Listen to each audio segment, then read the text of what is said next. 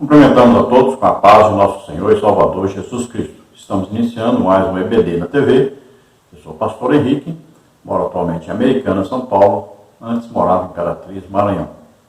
Se você deseja nos convidar, entre em contato conosco. O telefone ainda é o mesmo, DDD 99 do Maranhão. E o telefone 991520454. O telefone da minha esposa, irmã Edna, DDD 19 de Americana. E o telefone 98448-2187. Se você deseja nos ajudar, entre em contato conosco ou envie qualquer quantia aí para as contas. Aí está a Caixa Econômica, Bradesco e Banco Brasil. Banco Brasil é o nome da minha esposa, Edna Maria Cruz Silva. Meu Pix, você vê aí, 331-957-81620, que é o Banco Bradesco de Imperatriz, Maranhão. Esse é o meu CPF. Vamos então à nossa lição. Nós estamos estudando neste trimestre, nas revistas da CPAD, com o tema A Supremacia das Escrituras, a inspirada, inerrante e infalível Palavra de Deus. O comentarista da CPAD deste trimestre é o pastor Douglas Batista, que é presidente da Assembleia de Deus de Missão do Distrito Federal. Hoje nós estaremos estudando a lição de número 4, que tem como título A Estrutura da Bíblia.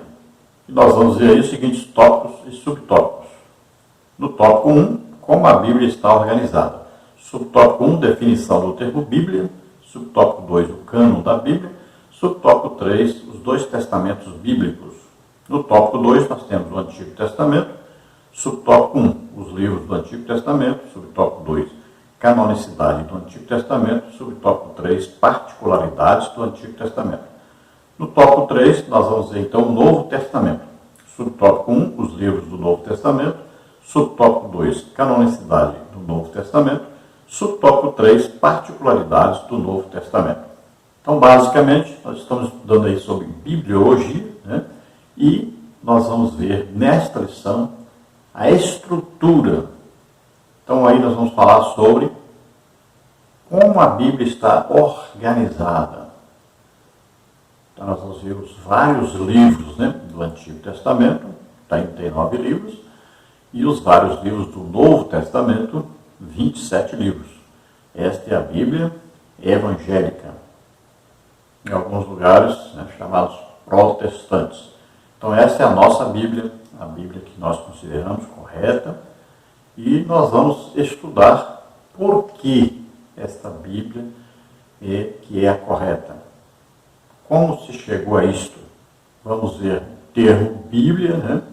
Vem da palavra biblos, está no plural, significa então um conjunto de livros, uma reunião de livros, uma organização de vários livros colocados num livro só. E nós vamos ver aí por que então esses livros foram escolhidos e por que outros livros haviam, bons livros, mas que não foram incluídos no cânon. O que é cânon? A medida, o prumo, né? A organização, a estruturação da Bíblia. Então, o cânon não foi feito de qualquer maneira. Primeiro, foi feita uma reunião entre os judeus, se decidiu, então, quais os livros que seriam incluídos nesse cânon judaico, para se escolher quais os livros do Antigo Testamento, então, seriam considerados dignos de pertencer, então, a uma reunião, a uma estruturação de uma Bíblia do Antigo Testamento. Depois, no Novo Testamento, também foi feita a mesma coisa, para se organizar quais os livros corretos a serem indicados, a serem aproveitados, para serem colocados, então, num livro só. Então, aí teve o cânon do Antigo Testamento, teve o cânon do Novo Testamento. Depois se uniu isso tudo e formou, então, a Bíblia, a palavra de Deus que nós temos hoje, que antes eram aí rolos, né? Rolos e mais rolos de pergaminhos e de outros materiais. Então, nós vamos ver aí os dois testamentos. Testamento, sempre lembrando, testamento quer dizer aliança. Então, a antiga aliança, nova tem os livros da Antiga Aliança e tem os livros da Nova Aliança. Então, a aliança antiga foi feita lá com os judeus e ela tinha como base a lei, então o cumprimento da lei. Toda aliança tem as normas dessa aliança. Então, no Antigo Testamento, a lei era a norma. Se você cumprir a lei, você tem os seguintes benefícios na aliança. Então, tinha lá, você leia Deuteronômio 28, você vai ver bênçãos da aliança e as maldições da aliança. Então, quem cumpria a aliança, quem obedecia a aliança, quem cumpria as leis da aliança, então tinha suas bênçãos prometidas por Deus. E quem não cumprisse, tinha as maldições que viriam sobre aqueles que não cumprissem. Então, lá no Antigo Testamento, essa aliança, esse pacto, tinha o nome lá de Berit. Agora, no Novo Testamento, a nova aliança, a palavra é diatique. Então, se lá tinha que cumprir as leis para merecer as bênçãos, na nova aliança é diferente. Nós não temos que cumprir nenhuma lei, nenhuma norma, para podermos pertencer a essa nova aliança. Essa nova aliança é feita na graça de Deus. Jesus veio, pegou todos os nossos pecados, maldições, pegou sobre ele nossas enfermidades, doenças, tudo que era contrário a nós e levou sobre ele. Então, ele cumpriu tudo que tinha que ser cumprido, tudo que era exigido na nova aliança, Jesus cumpriu. E tudo que era contrário, que era de maldição, de coisa ruim para nós, Jesus pegou sobre ele.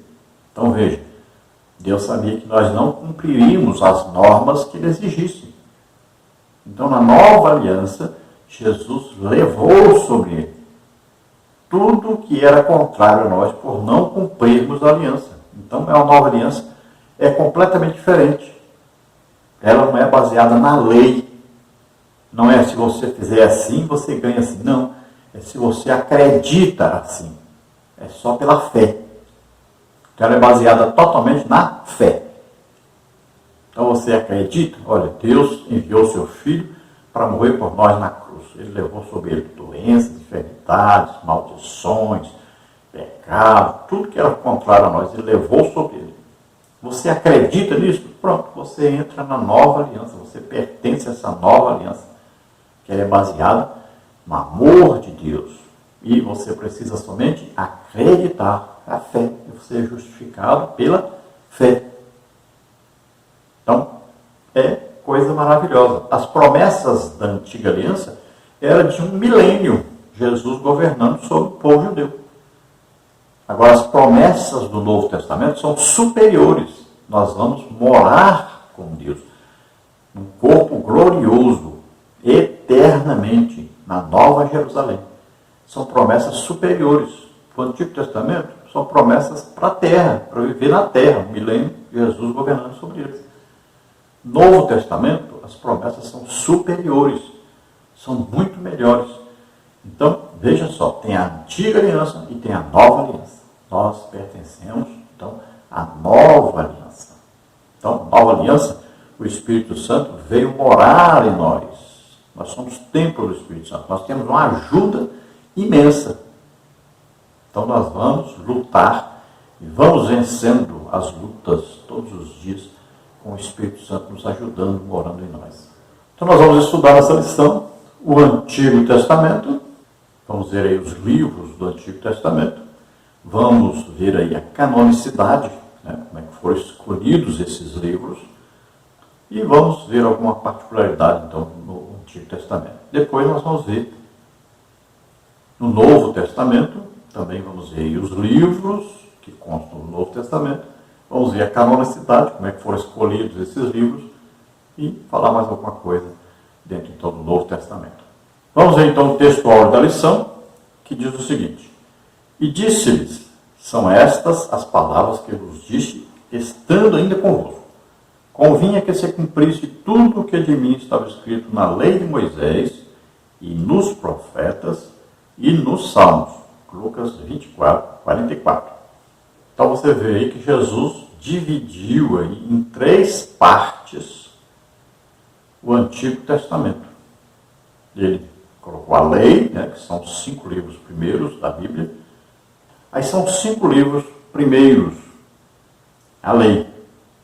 Depois vem o quê? Aí vem os livros proféticos. E aí não é visto da mesma maneira que nós.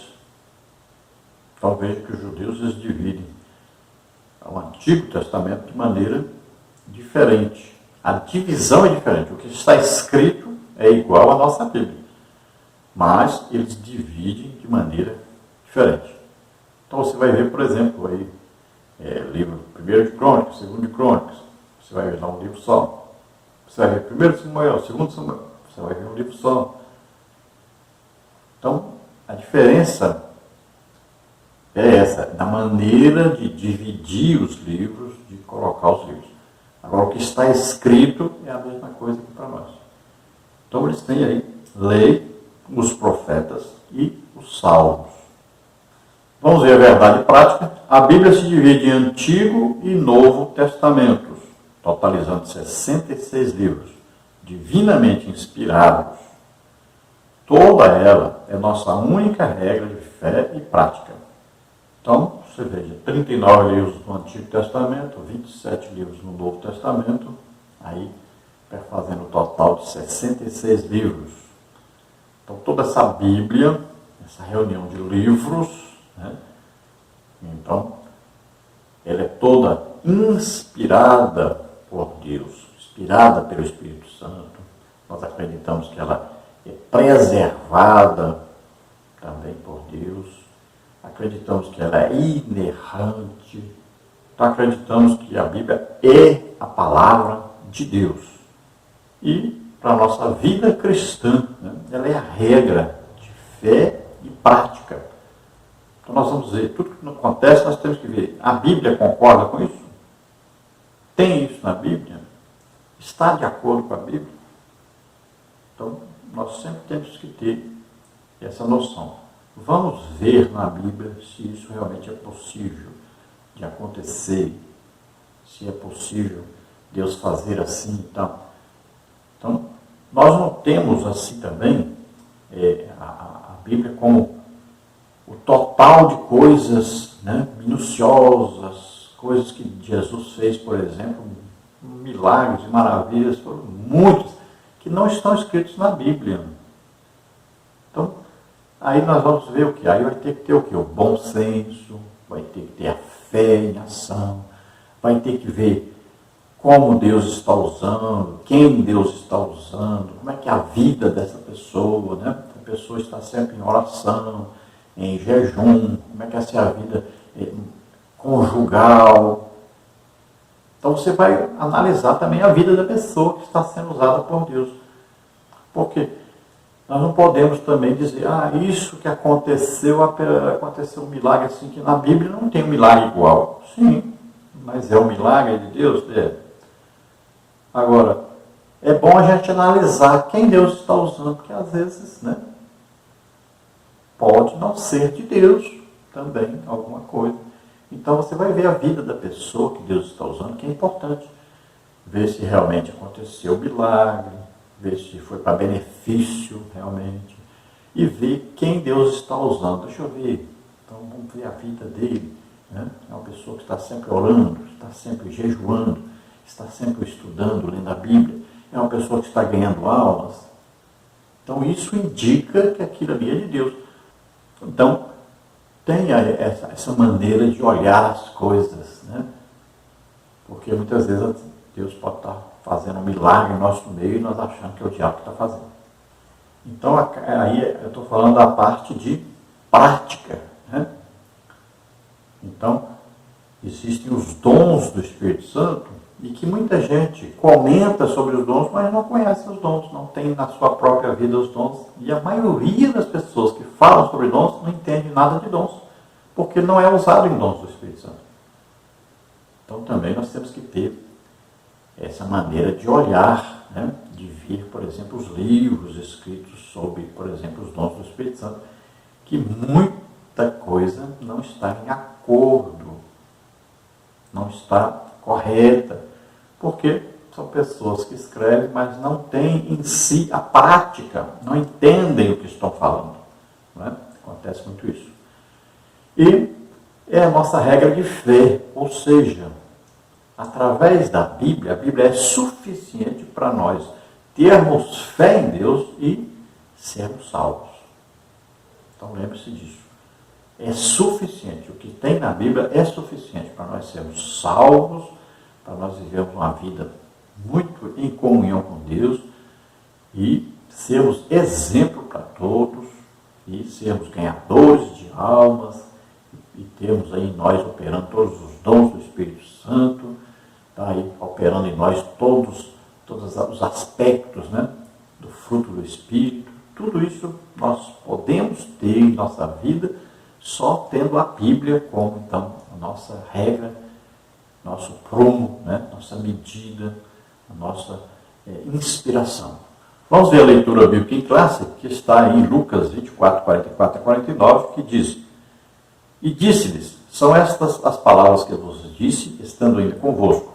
Convinha que se cumprisse tudo o que de mim estava escrito na lei de Moisés e dos profetas e nos salmos.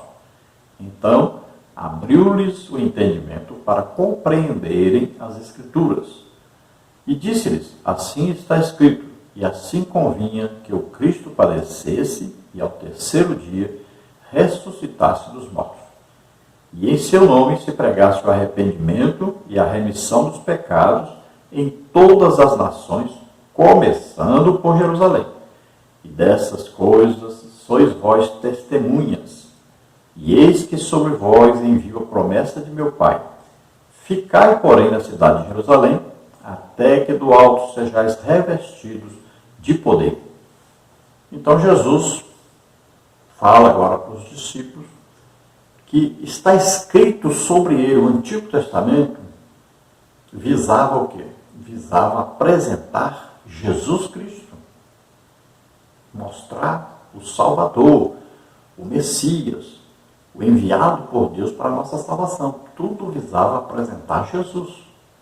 Então Jesus está dizendo, tudo que está escrito lá, olha, no Antigo Testamento, e ele separou em 3 partes, como todos os judeus faziam. Então, lei, profetas e salmos. Agora o que acontecia? Eles liam, mas não compreendiam. O que Jesus fez? Então, Jesus deu-lhes o quê? O entendimento. Abriu-lhes o entendimento. O que é isso? Deu-lhes o quê? O Espírito Santo para que eles compreendessem. Então, quando o Espírito Santo vem sobre eles, eles vão agora entender a palavra de Deus. Veja bem, a pessoa pode falar em Bíblia, discutir Bíblia e tal, ser estudioso, ter curso, mais curso. Ele não vai compreender a palavra de Deus corretamente. Agora, quando ele aceita Jesus como Senhor e Salvador, quando ele se entrega realmente a Deus, ele acredita na pregação do Evangelho, o Espírito Santo vem morar dentro dele. Está lá em Efésios capítulo 1, versículo 13. Em quem vós estáis, depois que ouvistes, né, a pregação, a palavra de Deus, o Evangelho da vossa salvação. Tendo crido nisso, aí você recebe o Espírito Santo. E aí o que? O Espírito Santo revela para nós as Escrituras, a palavra de Deus. Jesus mesmo disse, ele vos ensinará todas as coisas que vos tenho dito. Então o Espírito Santo vem com a revelação. Então veja que Jesus estava ali com aqueles discípulos que estavam tristes, cabisbaixos, não compreendiam a palavra de Deus. Jesus havia morrido na cruz e eles estavam muito tristes, desanimados, acabou tudo. E Jesus vem até eles. Então Jesus explica para eles que estava se cumprindo exatamente o que estava escrito a respeito dele, na palavra de Deus, referindo-se ao Antigo Testamento. E Jesus cita, então, o Espírito Santo que viria sobre eles. Eles receberiam o Espírito Santo, que daria a revelação, e receberiam o poder também do Espírito Santo para pregarem este Evangelho, pregarem essas boas novas, transmitirem esse acontecimento a todos. Então precisariam de poder. É um poder que vem sobre o crente, que é o batismo com o Espírito Santo, que vem capacitando o crente para pregar o Evangelho no poder, na unção do Espírito Santo, através de sinais, prodígios e maravilhas. Vamos ver a introdução da lição, que diz assim: a Bíblia Sagrada foi escrita majoritariamente em hebraico e grego, em um período aproximado de 1600 anos, por cerca de 40 homens, e se estrutura em Antigo e Novo Testamento. Seus livros são divinamente inspirados e formam cânon bíblico. Nesta lição, veremos como a Bíblia está organizada, a classificação de seus livros, a canonicidade e as particularidades dos testamentos. Então você vê aí que a Bíblia foi escrita nesses idiomas aí, ó, em aramaico, né? Você vê aí, ó, em Êxodo 4:8 até 6:18, depois 7:12 e 26, são 67 versos. Em Daniel 2:4b até 7:28, 200 versos. Em Jeremias 10:11, um verso. E em Gênesis 31:47, um verso. Então esses aí são os escritos que estão em aramaico. Lá em Gênesis 31:47, eu coloquei acima aí para você ver essa palavra Gegarsaduta, elevação do testemunho, ela está escrita em aramaico. Então temos aí as línguas da Bíblia, né? Hebraico, algumas porções de aramaico e grego, no Novo Testamento, escrito em grego. Quantos anos se levou para escrever toda a Bíblia? Então cerca de 1600 anos. Quantos escritores escreveram? Então cerca de 40 escritores. E está estruturado em 2 testamentos, ou seja, 2 alianças, antiga aliança, nova aliança, ou velha aliança, nova aliança. Os livros foram comprovados canonicamente, ou seja, foi feita uma reunião, né? Primeiro judaica, depois do Novo Testamento, da igreja. Então se decidiu aí quais os livros fariam parte, então, dessa Bíblia, que é um livro só reunindo todos os livros. Quais os livros inspirados pelo Espírito Santo, reconhecidos pela igreja, né? E livros que permaneciam sempre com todos concordando que eram realmente a palavra de Deus. Então se reuniu tudo isso em 39 do Antigo Testamento, 27 do Novo Testamento. Então em 66 livros formam a Bíblia. Queremos lembrar você que todos os slides, essas figuras ilustrativas que nós usamos aqui nos vídeos, estão disponíveis aí no nosso blog e depois no Slide Chile também. Temos também os estudos escritos, tá aí no nosso blog, no nosso site lá, né? Então você entra, pegue gratuitamente. Tópico 1 aí da lição, como a Bíblia está organizada. Vamos ver então o subtópico 1, definição do termo Bíblia. A palavra Bíblia tem origem tanto no vocábulo grego como no latim.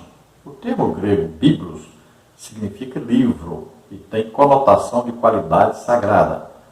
A palavra Bíblia no latim é um substantivo feminino singular que igualmente exprime a ideia de livro. Por volta do ano 150 d.C., os cristãos passaram a usar o termo em grego da Bíblia, os livros, para referir-se ao conjunto de livros inspirados por Deus.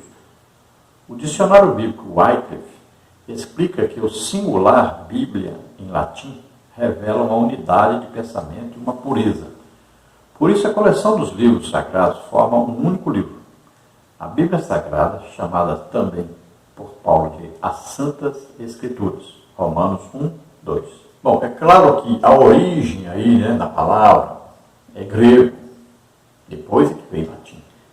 Então, quando foi traduzida a Bíblia, né, foi traduzida aí primeiro do grego, que foi escrito originalmente em grego, o Novo Testamento, foi traduzido para o latim, principalmente por causa do Império Romano, né? Se atingiu muitos lugares. A origem da palavra, então, está no grego, a palavra Biblos. Aí, com o passar do tempo, então, quando se traduziu para o latim e passou-se a usar, então, a palavra para nós que chegou em português foi a Bíblia, então. Bíblia quer dizer o que? A reunião de vários livros num livro só. Então, Basicamente é isso que nós temos que entender. Então, a reunião de muitos livros. No caso da nossa Bíblia, o quê?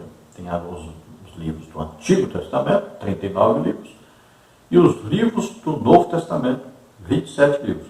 Então, se reuniu isso tudo num livro só, que nós chamamos, então, Bíblia, que é a palavra de Deus. Paulo chama de Escrituras, né? Aí nós vamos ver as Escrituras sagradas.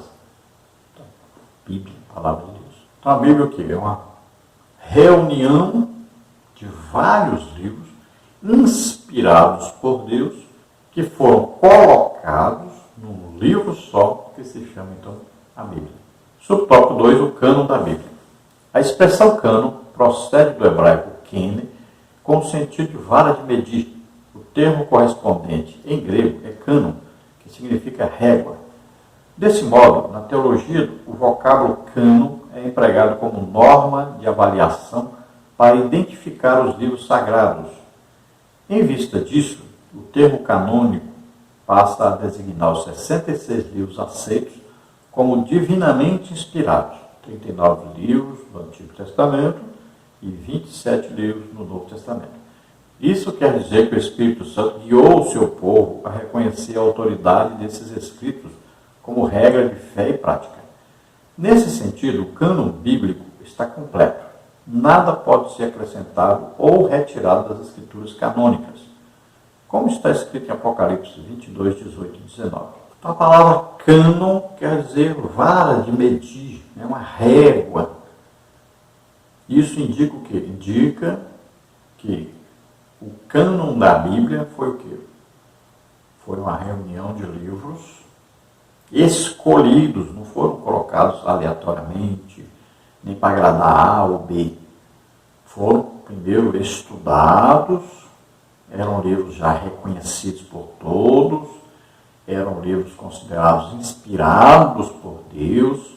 Então, foi tudo feito direitinho, não foi de qualquer maneira. Então, foram considerados livros realmente inspirados por Deus, reconhecidos por judeus do Antigo Testamento, né? Depois reconhecidos pela igreja, e no Novo Testamento os livros considerados pela igreja como inspirados realmente por Deus. Veja bem que Jesus reconheceu os livros do Antigo Testamento, aprovou como livros inspirados pelo Espírito Santo, contendo a palavra de Deus, falando a respeito dele mesmo, Jesus Cristo.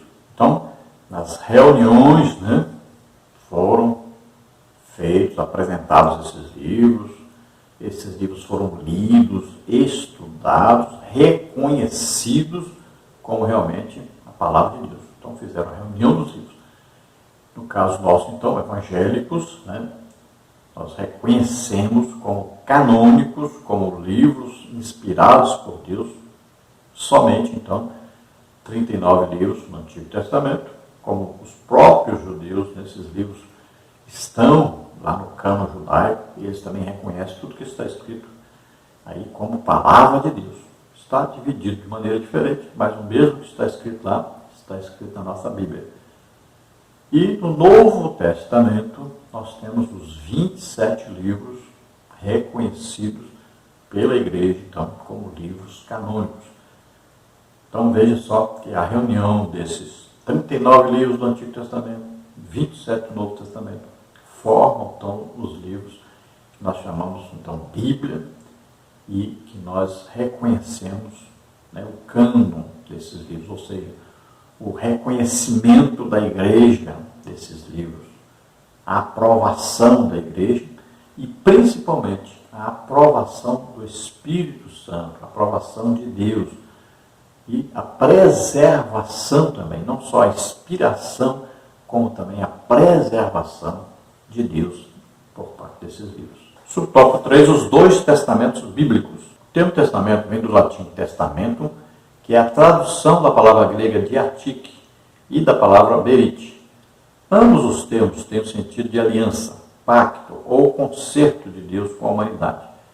A expressão Antigo Testamento foi inaugurada por Paulo, 2 Coríntios 3,14, e refere-se aos livros dos judeus reconhecidos por Jesus como as Escrituras, Mateus 22, 29. A lei, os profetas e os salmos, Lucas 24, 44. O termo Novo Testamento foi usado para se referir ao cumprimento profético de Jesus como mediador da nova aliança. Jeremias 31, 31, 1 Coríntios 11, 25, Hebreus 8, 6 a 13 e 12, 24. Essa expressão também passou a designar os escritos inspirados dos cristãos, igualmente reconhecidos como as Escrituras, como está em 2º livro de Pedro 3, 15 e 16. Então nós usamos a palavra testamento, né? Mas na verdade o que? A aliança. Então, antiga aliança, nova aliança. Antiga aliança é o Antigo Testamento, o Velho Testamento. Nova aliança, então, Novo Testamento. Então, aí nós temos que entender um pouco sobre a aliança. Eu tenho um estudo muito bom para você sobre a aliança. Você pode entrar no nosso site, vou colocar aí o endereço para você. Todo crente deveria conhecer alguma coisa sobre o que significa uma aliança, como era feita a aliança, quais as exigências de aliança. Então você vai ver que no Antigo Testamento havia uma aliança, então havia as promessas, mas também existiam as normas dessa aliança. E no Novo Testamento você vai ver que Jesus passou por tudo isso, cumprindo todas as normas da aliança, né? E levou sobre ele também todas as maldições, tudo que era ruim, porque nós não cumprimos corretamente a aliança. Então ele levou todas as maldições, todos os pecados nossos, todas as nossas doenças, enfermidades, tudo sobre ele, para nos garantir então essa nova aliança com Deus, firmada em Jesus Cristo, sempre em Jesus. A nova aliança só é possível através de Jesus Cristo. Também é usada a palavra concerto, né? Então, um trato, um pacto. Se você estudar sobre as alianças, né, antigas, você vai ver lá. Então Deus veio ao homem através de aliança. Já era costume de fazer aliança, né? Nós podemos ver o grande exemplo aí do suzerado, né? Então, alianças haviam entre, por exemplo, tribos. Então, um líder de uma tribo fazia aliança com outro líder de outra tribo, que aí, quando viesse o inimigo lutar contra eles, né, eles colocavam a marca no braço ali. A aliança tem um sinal, uma marca. Então, se colocava ali. Aí, se, por exemplo, um chefe indígena chegasse para lutar contra outro e visse no braço dele várias marcas, né, cicatrizes, quer dizer que aquele chefe tinha muitas alianças com muitas tribos. Ele já ficava com medo de não ir lutar contra ele, porque sabia que os outros iriam depois matá-lo, porque ele tinha aliança com várias tribos que iam ajudá-lo na guerra. Então, existia já esse costume. E Deus veio ao homem através de uma aliança. E aí você vai ver os passos da aliança, né? Vamos colocar para você aí um resumo pequeno aí do que é aliança, quais aí os sinais, né? Quais os memoriais dessa aliança. Todo o estudo que nós temos aí você pode ver, e é muito interessante você estudar isso. Então, por exemplo, quando você vê Abraão plantando um bosque inteiro, por quê? Porque tinha que ter um memorial. Às vezes podia pegar lá um bezerro, né, e manchar ele com uma tinta vermelha e tal. Quando olhasse para aquele bezerro, você ia lembrar da aliança. Plantar uma árvore, lembrava. Então, Abraão lembrava, olhava aquele bosque e lembrava da aliança. Então, são sinais, são memoriais. E aí nós vamos ver Jesus cumprindo tudo isso. Jesus, como é que a gente sabe? Da nova aliança. Olha lá, olha aqui. As mãos furadas, o lado furado, os pés furados. É um sinal de aliança. Então, essas coisas são coisas maravilhosas. Se você estudar direitinho, você vai gostar demais, vai achar maravilhoso isso. E muita gente, uma grande maioria, nunca estudou sobre aliança, como é feita a aliança. E se você estiver interessado, nós podemos ir aí na sua igreja e dar um estudo sobre a aliança. Você vai ficar maravilhado com isso. É muito interessante. Então você vê lá Davi e Jonatas fazendo aliança, né? Porque a aliança dizia, então quem lutar contra mim, luta contra você. Quem lutar contra você, luta contra mim. Então ali foi dado espada, né? Armadura, porque ali havia uma troca de presentes e havia um compromisso. E as armas, né? Ali entra questão das armas de guerra, uma aliança. Então, tudo isso você vai vendo, você acha maravilhoso, né? Veja lá, Abraão, né, dividiu o animal ao meio, duas partes, uma parte para lá, uma parte para cá, para fazer aliança com Deus. Ele não dava conta de fazer aliança, né? Ali era para ser feita a aliança entre Deus e Abraão, mas Abraão era homem e não podia fazer aliança, não via Deus, sabe? Não tinha contato com Deus, Deus não era corpo físico. Então o que nós vamos ver ali? Vamos ver ali um fogareiro, né? E vamos ver uma tocha andando pelas metades daquele animal, fazendo um oito deitado, que é o sinal de aliança, né? E a aliança infinita, passa de pai para filho.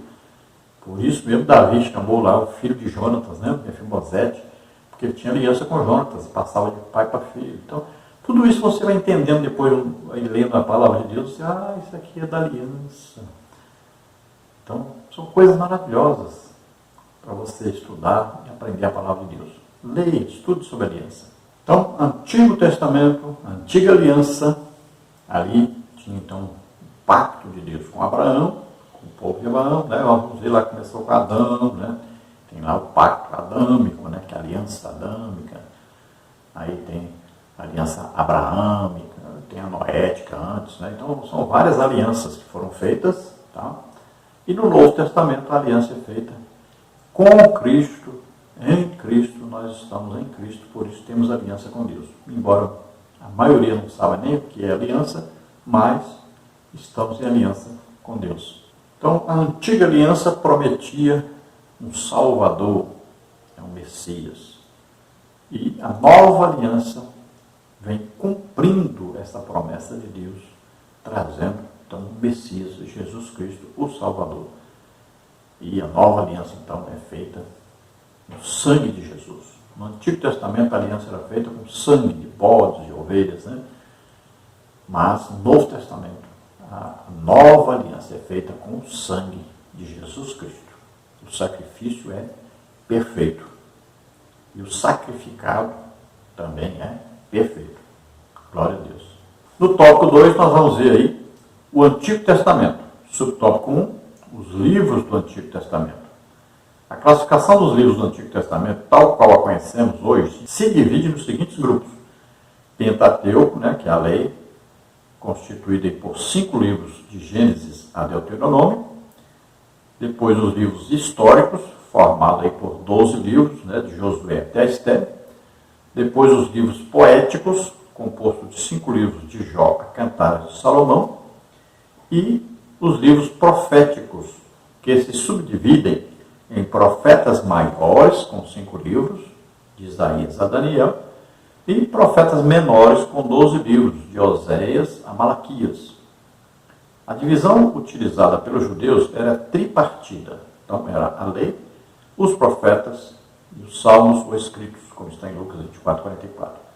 Apesar de a cultura judaica fazer uma categorização diferente, o conjunto do Antigo Testamento soma os mesmos 39 livros, divinamente inspirados, tanto para os judeus como para os cristãos. Então, a nossa Bíblia ela foi separada diferente, né? Dos judeus, no Antigo Testamento, ela é tripartida, ou seja, 3 partes, como Jesus disse, né? Lei, profetas, salmos, ou escritos também. Veja bem que nós colocamos o quê? Separados aí, ó. Nós chamamos, então, lei, os 5 primeiros livros, de Gênesis até Deuteronômio. Fica bem fácil para você dar aula usando essa tabela aí, que já está tudo separadinho aí. Olha aí. Então, o Pentateuco, a lei, 5 livros, de Gênesis a Deuteronômio. Aí tem a letra B, de históricos, livros históricos. São 12 livros, né, que vão aí de Josué até Esté. Depois os livros poéticos, que são 5 livros, de Jó a Cantares de Salomão. Depois os livros proféticos, veja aí, profetas maiores, 6 livros, de Isaías até Daniel. Profetas menores, 12 livros, que são de Oséias a Malaquias. Então veja bem que profetas maiores, quer dizer, aqueles que escreveram maior quantidade, né? Escreveram mais, então os livros são maiores. E profetas menores, então aqueles que escreveram menos, escreveram pouco. Não quer dizer que um era maior do que o outro, um melhor do que o outro, não. Então todos eram profetas, mas a quantidade, né, que está no livro de cada um, então profetas maiores escreveram mais, profetas menores escreveram menos. Então é importante você saber que todos os livros que estão na nossa Bíblia, do Antigo Testamento, são iguais, tudo que está escrito é igual ao que está escrito lá na Bíblia dos judeus, que é só o Antigo Testamento. Eles não têm Novo Testamento na Bíblia deles. Então, o Antigo Testamento lá deles, tudo que está escrito lá, está escrito na nossa Bíblia do mesmo modo. Então não há diferença. Eles não têm na Bíblia deles outros livros além dos livros que nós temos. Agora, a Igreja Católica Romana que tem os livros apócrifos, então acrescentados após o cânon. Então esses livros apócrifos, né, que tem na Igreja Católica Romana, tem na Igreja Ortodoxa, alguns outros também. Então esses livros foram colocados depois do cânon, esses livros não são considerados canônicos pela Igreja Evangélica. Então, por quê? Porque estão fora do primeiro cânon que foi feito para se decidir quais os livros corretos. Então, esses livros aí que os católicos romanos utilizam, contêm, às vezes, feitiçaria, né? Então, heresias, coisas erradas. Tá? Oração por mortos e tal. Então, não concorda com o restante da Bíblia. E esses livros foram colocados depois. E os judeus não têm esses livros na Bíblia deles. Tá? A não ser, é claro, aqueles, né, lá de Alexandria, né, que fizeram lá do jeito que queriam e fizeram coisas erradas, né, e fizeram lá seus escritos do jeito que quiseram. Vamos ver o subtópico 2, canonicidade do Antigo Testamento. Existem 3 fatores basilares na avaliação de um livro canônico, a saber, a inspiração divina, que atesta se o livro é inspirado pelo Espírito Santo, como está em Neemias 9:30, Zacarias 7:12, 2 de Pedro 1:21. Reconhecimento do povo de Deus, que atesta se o livro era aceito como autêntico por seus primeiros leitores, né? Êxodo 24:3-7 e Daniel 9:2. E preservação pelo povo de Deus, que atesta se o livro era conservado como palavra de Deus, Deuteronômio 31, 24-26 e Daniel 9:2.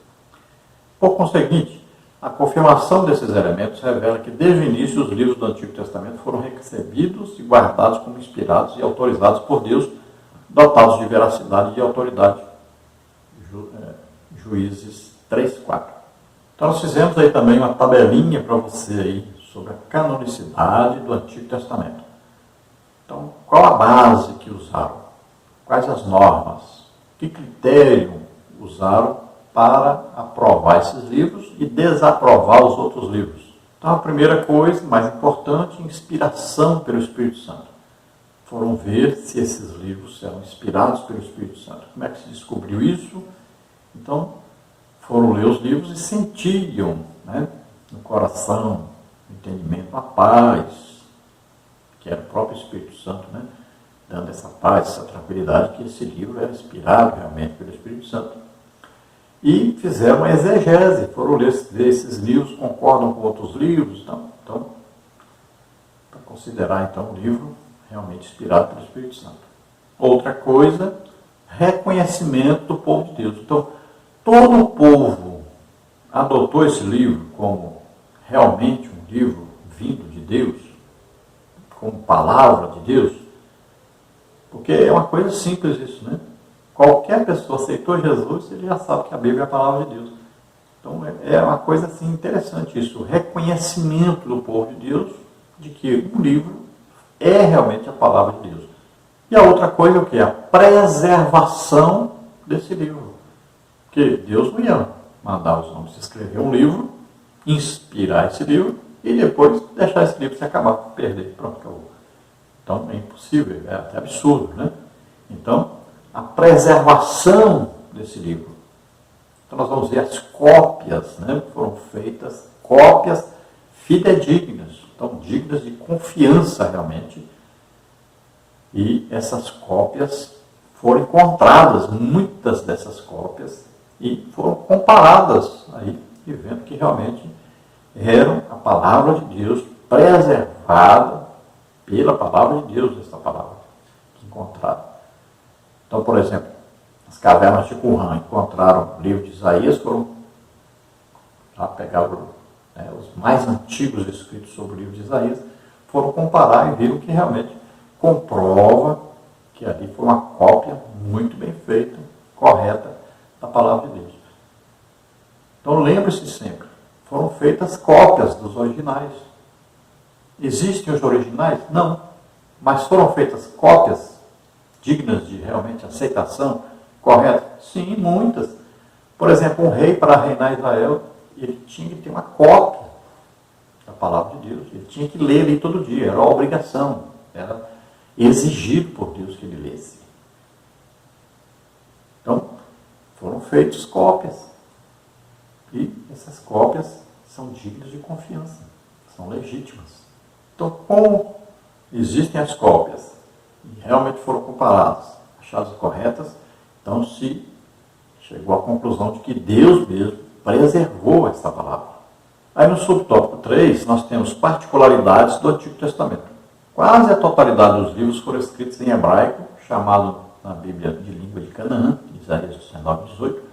Algumas porções foram escritas em aramaico, uma espécie de dialeto que deu origem à língua árabe, Gênesis 31, 47, Esdras 4, 7 até 6, 18, 7, 12 a 26, e Daniel 2, 4 até 7, 28, também Jeremias 10, 11, e nós vimos aí Gênesis 31, que nós mencionamos aí para você.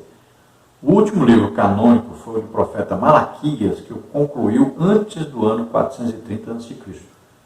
Desde então, nada mais pode ser acrescido ao cano do Antigo Testamento. E conforme o teólogo Norman Geisler, para facilitar a tarefa de citar a Bíblia, em 1227 d.C., o texto foi dividido em capítulos, e por volta de 1445 d.C., o Antigo Testamento foi dividido em versículos. Então você precisa entender que no Antigo Testamento tudo foi escrito nessas línguas, hebraico e alguma parte em aramaico. Então que vai de Gênesis até Malaquias, tudo isso aí, então, os 39 livros que estão na nossa Bíblia, então formam o Antigo Testamento, ou a Antiga Aliança.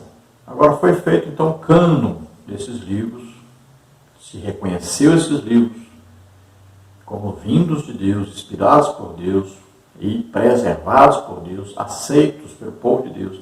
Então, esses livros não podem ser mudados mais, não pode ser aumentar nada, não pode diminuir nada, tem que preservar do jeito que está e aceitar-se do jeito que está, como palavra de Deus.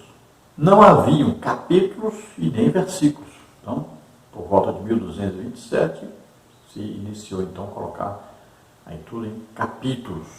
E depois, em 1445, se resolveu organizar tudo também, além de capítulos, colocar versículos, para ficar mais fácil, então, da gente ler, decorar, guardar e mencionar na hora de falar, de pregar e tal, capítulo tal, versículo tal, livro tal. Então, se organizou tudo isso e facilitou muito, então, a leitura, o entendimento, e o reter na mente a palavra de Deus. Sabendo que o mais importante é reter lá no nosso interior, quando chega ao nosso espírito, é o mais importante. Aí, guardei a tua palavra no meu coração para não pecar contra ti. Então, é guardar, reter, entender. Pode ver que quando você recebe uma revelação da palavra de Deus, isso vai para o seu espírito, você não esquece mais, fica guardado, retido lá dentro. É o mais importante. Então, também é interessante saber que cerca de 430 anos antes da vinda de Jesus, foi então encerrado isso. Não se escreveu mais, não se incluiu mais nada no cânon, não existe mais nada para se colocar aí, para alterar o que está escrito. Então, até o profeta Malaquias. Prosseguindo então, já gravamos aí 2 partes dos vídeos, agora vamos na terceira parte, lembrando que ainda pode ser na quarta-feira, à noite, quinta-feira, já estão aí juntas as 3 partes num vídeo só. E todas as figuras ilustrativas que nós usamos aqui, os slides, nós temos aí no nosso blog, também colocamos depois no Slide Sheet. E os estudos escritos, bastante material, você encontra aí no nosso blog e também no nosso site. Vamos então à terceira parte, a última parte da lição. No tópico 3, o Novo Testamento. Subtópico 1, os livros do Novo Testamento. Esses livros foram reconhecidos pela Igreja após a morte e ressurreição do Senhor Jesus Cristo e estão classificados em 4 grupos principais. Letra A, Evangelhos, que são os 4 livros de Mateus, Marcos, Lucas e João. Depois, letra B, Histórico, formado pelos livros de Atos dos Apóstolos. Depois, a letra C, Epístolas, que se subdividem em epístolas paulinas, com 13 cartas, de Romanos a Filemão, as epístolas gerais, com 8 cartas de Hebreus a Judas, e letra D, Revelação, constituído pelo livro de Apocalipse. O conjunto totaliza 27 livros inspirados e autorizados, que são chamados de canônicos. 1 Coríntios 2, 4, 13. Então, os livros que foram reconhecidos pela Igreja, olha só, no Antigo Testamento, reconhecidos pelos judeus, né?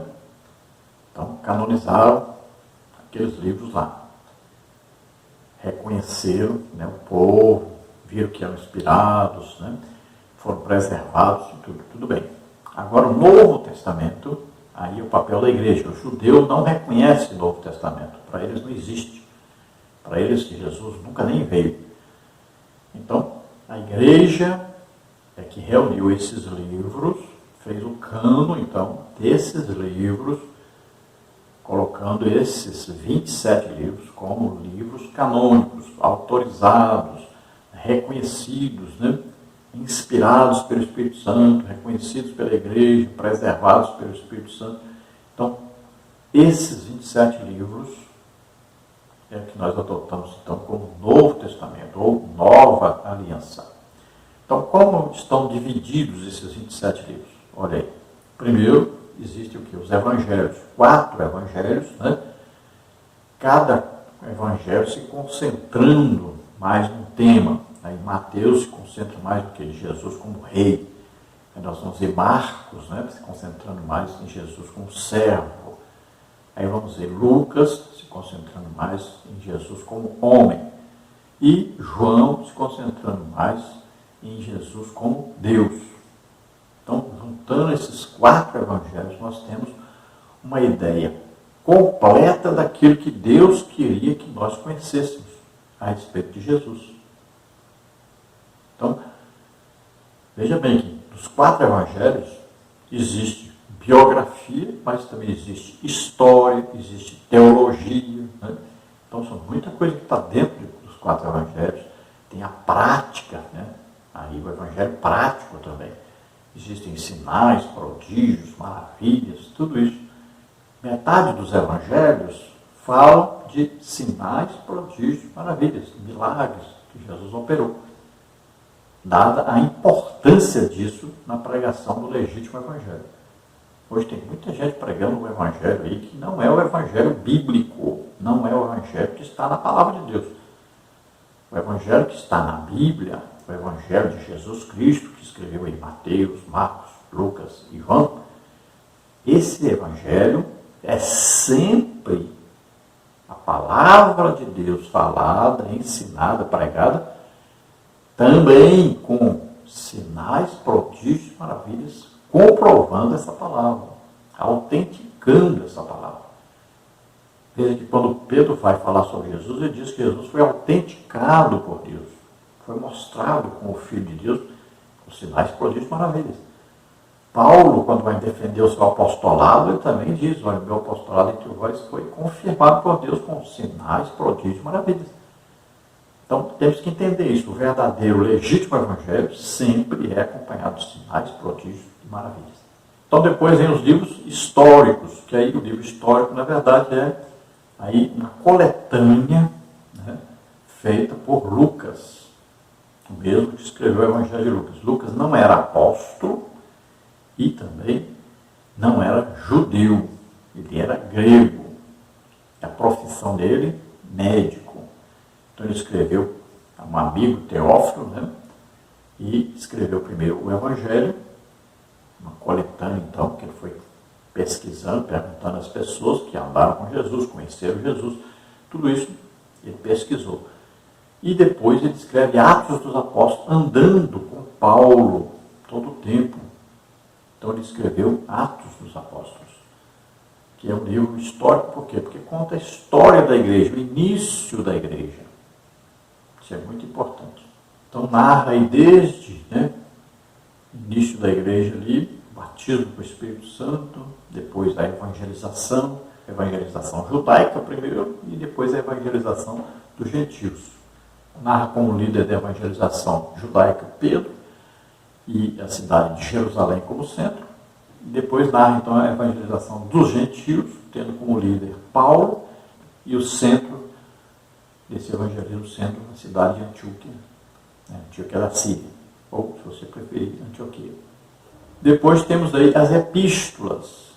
Então tem as epístolas de Paulo e tem as gerais aí, Aí nós vamos ver aí Pedro, tem Tiago, Então, separado. Agora, Hebreus, nós temos que dar uma analisada. Para mim, foi Paulo que escreveu, outros acham que não. Então, a gente pode dividir aí e colocar. São 13 cartas de Paulo ou são 14? Então, aí pode mudar isso aí. Mas aí na lição está escrito 13. Então, essas epístolas de Paulo começam em Romanos e vai até Filemão. E as epístolas gerais começam, então, em Hebreus e vai até Judas. Então, Judas aí, irmão de Jesus, Sabemos que a última, se deu aí através de João, que é a próxima etapa aí, escrevendo sobre o Apocalipse, já lá no ano 96 depois de Cristo. João foi o que mais viveu, morreu mesmo de velhice, apesar de terem tentado matá-lo de toda maneira, mas já morreu velho mesmo. E, veja bem, no ano 96, então a letra D aí, Revelação, que é o livro de Apocalipse, escrito pelo evangelista João, que é o apóstolo João. E tudo isso que João escreveu aí eram coisas futuras, no tempo de João, eram coisas futuras. Então foi dado a ele o que? O dom, palavras de sabedoria, que é falar, escrever sobre o futuro. Veja só que coisa maravilhosa. Tudo revelações a respeito do futuro. Então todo esse conjunto aí formam os 27 livros do Novo Testamento. Subtópico 2, canonicidade do Novo Testamento. Os critérios de avaliação do Novo Testamento são iguais aos que determinam o cânon do Antigo. Isto é, a inspiração, o reconhecimento e a preservação dos livros como palavra de Deus. Nesse sentido, a Bíblia oferece indiscutíveis provas de inspiração do Novo Testamento, como está em 1 Tessalonicenses 2,13, 2 Timóteo 3,16, 2 livro de Pedro 21. Quanto ao reconhecimento dos livros como fidedignos, desde o início os escritos falsos foram refutados pela Igreja. 2 Tessalonicenses 2,15, 2 de Pedro 2,1, 1 de João 4,1. Em relação à conservação das Escrituras, os primeiros cristãos adotaram a prática de leitura dos livros autorizados em suas reuniões e cultos. 1 Tessalonicenses 5,27, Colossenses 4,16, Apocalipse 1,3. Mediante tais fatos, atesta-se que desde o começo a igreja primitiva reconheceu e preservou os livros canônicos alicerçados sobre o fundamento dos apóstolos e dos profetas. Efésios 2,20. Então, na canonicidade, no reconhecimento então, do Novo Testamento, na decisão de quais livros estariam então, na Bíblia, então foram usados os mesmos métodos do Antigo Testamento. Então foram ver aí primeiro a inspiração, realmente você lê, sabe que realmente você sente que isso é a palavra de Deus realmente. Então foram ver isto.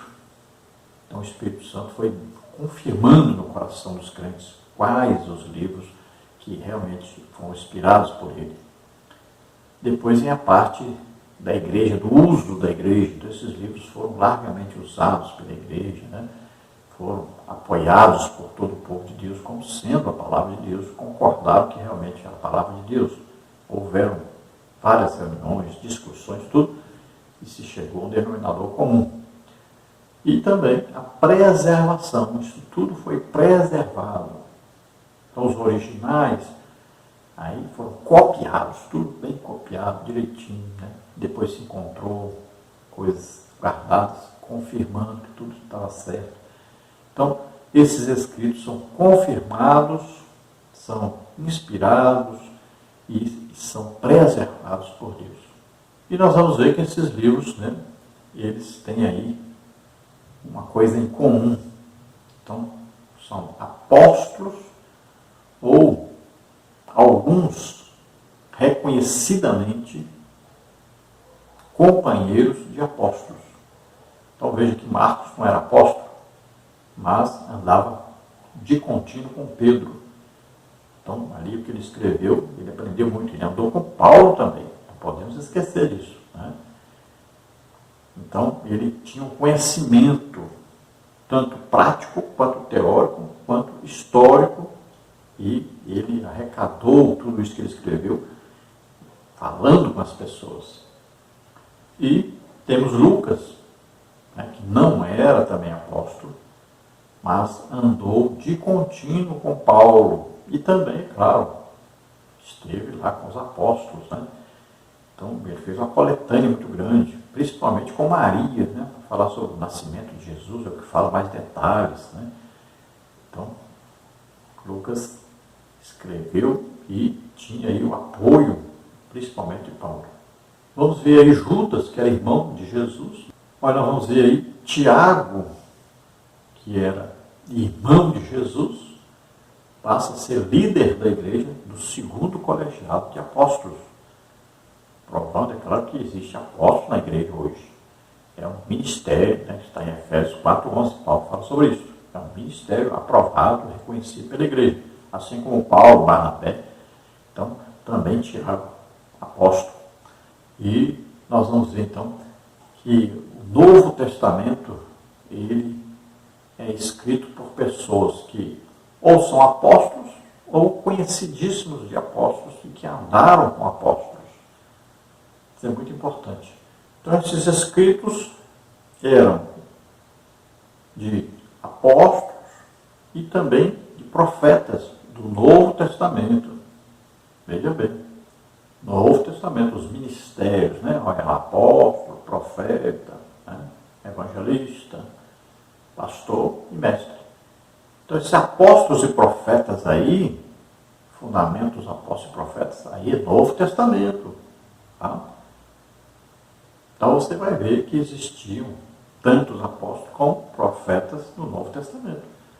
A igreja. E eles escreveram. E eles testemunharam. E eles foram a base dos escritos que estão aí no Novo Testamento.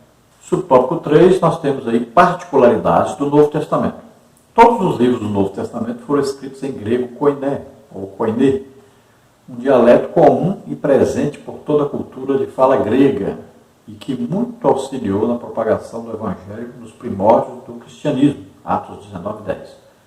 Algumas expressões, mesmo redigidas no vernáculo grego, possuem significado em aramaico. Dentre elas, citamos Talita Cumi, menina, levanta-te, Marcos 5:41. Abba, pai, literalmente pai, pai, meu pai, ou paizinho, Marcos 14:36. Eloi, Eloi, lama sabachthani. Deus meu, por que me desamparaste? Marcos 15:34. O conjunto dos livros canônicos foi escrito antes do término do século I. O último livro é o Apocalipse de João, datado por volta do ano 96 d.C. E desde o encerramento do cânon, os cristãos reconheceram apenas os 27 livros como inspirados. Por fim, em torno de 1555 d.C., o Novo Testamento também foi dividido em versículos. Então, a linguagem do Novo Testamento é o grego koiné. Ou, se você quiser falar koiné, não tem problema. Então, é um grego diferente do que é falado hoje. Tá? Então, esse grego era falado em todo o Império Grego. Né? Depois, quando veio o Império Romano, o grego permaneceu como a língua falada em toda parte. Então, havia dos romanos o latim, dos judeus o hebraico, muitas vezes misturado com o aramaico. E o grego era a língua falada, assim como o inglês hoje é falado em toda parte. Então, naquela época era o grego, e esse grego era o grego koiné, é o grego mais antigo do que o falado hoje. Então o Evangelho foi pregado tanto nesse grego como também latim, né? Também alguma coisa em hebraico, aramaico. Tudo bem, das línguas faladas. Se conhecia em toda parte ali, principalmente em Jerusalém, essas 3 línguas. Então o grego se espalhou por toda a Europa, né? Porque a língua ali, todos falavam o grego. Então foi fácil, porque veio uma época, né? Ali que havia o quê? As estradas romanas, né? Todas com pedra direitinho, que ligavam todo o Império Romano. Então o Evangelho poderia ser propagado melhor, as pessoas viajavam, ali havia os navios, os portos. Então Jesus ele veio numa época que o Evangelho poderia ser propagado mais facilmente. Então, o dinheiro, a língua, né, as estradas, a paz que havia na época, tudo isso foi importante para que o Evangelho se expandisse, fosse pregado por toda parte. Então, tudo vem na hora certa. Deus escolheu um dia certo, a hora certa, o tempo certo. E Jesus veio, nasceu e levou sobre os nossos pecados, doenças, enfermidades, maldições, morreu por nós na cruz, ressuscitou. Nesta época. Depois vem então a pregação do Evangelho. Então, todos esses livros foram escritos no primeiro século, até o ano 96. João, no final da sua vida, ainda dirigiu a igreja em Éfeso. Então, ele terminou a sua tarefa, a sua carreira, já escrevendo, então, o último livro da Bíblia. Foi escrito em grego, então, no Novo Testamento, e algumas palavras aí indicam que foram faladas em aramaico, né?